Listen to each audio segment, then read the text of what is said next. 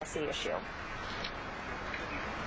Shira, Jackie, hold on. I want to bring in Congressman Peter Welch, a Democrat from Vermont. And let me start by getting reaction to what we just heard from Speaker Boehner. He said the president laid out no plan for the sequester. Was that something you think he should have brought up last night?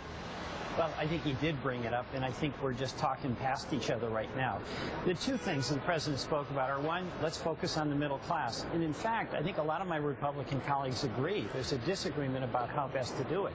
But the second, the president did put it to Congress and said, look, we've got serious problems, but they're solvable if we start working together. Now, my hope is that Mr. Cantor and Mr. Boehner, instead of engaging directly with the president, might sit down with our Democratic leaders, energy conservation, bringing down the cost of college education, middle-class jobs program, manufacturing in America. Those in general, infrastructure, those are shared objectives. And the problem we're having in Congress is that we're talking globally when our job is to get specific. So there is some potential, I think, for us to make progress, but we've got to bring it down, do work, and have the leaders talk to each other and the members talk to each other. Well, let's talk about something very specific, the suggestion that the minimum wage should go up. In 2008, when he ran president the first time, Barack Obama proposed raising it to $9.50. Right now, the minimum wage is at $7.25. And just looking over some analysis, economists seem to be split over this, but most Republicans that I've heard say they think it's going to hurt job creators, it's going to hurt small business. Where do you stand on this?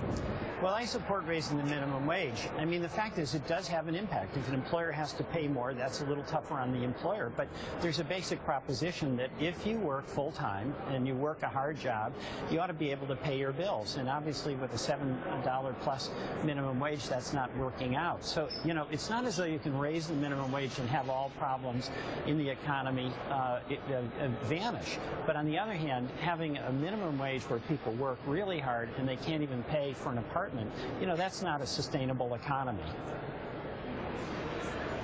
One of the really emotional moments of the night, arguably the most emotional, was at the end when he talked about guns and you had all the people in the chamber wearing those green ribbons and the president calling for a vote. There is some common ground, it seems, on universal background checks, some common ground maybe on gun trafficking, but we've seen a lot of bills. Will we see votes, and will we see some movement, do you think, Congressman? Well, we should. You know, this reminds me a little bit of the Farm Bill in the last Congress. You know, we passed the Farm Bill in committee, passed it in the Senate, but we never had a vote on the floor. And with gun issues, they're very tough politically, but if we work together, we can put something on the floor. And what the American people are entitled to expect from Congress is that we vote, yes or no, on important issues that affect them. And then we can be held accountable. So I think that call by the president is that we have a vote on important issues, not just on guns, but on other issues as well.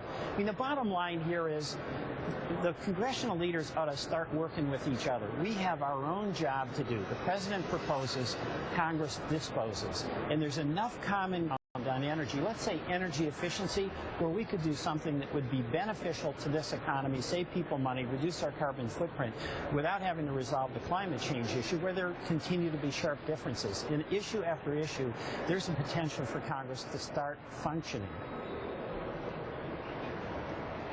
Congressman Peter Welch, it's always good to see you. Thank you so much for coming on the program. Thank you.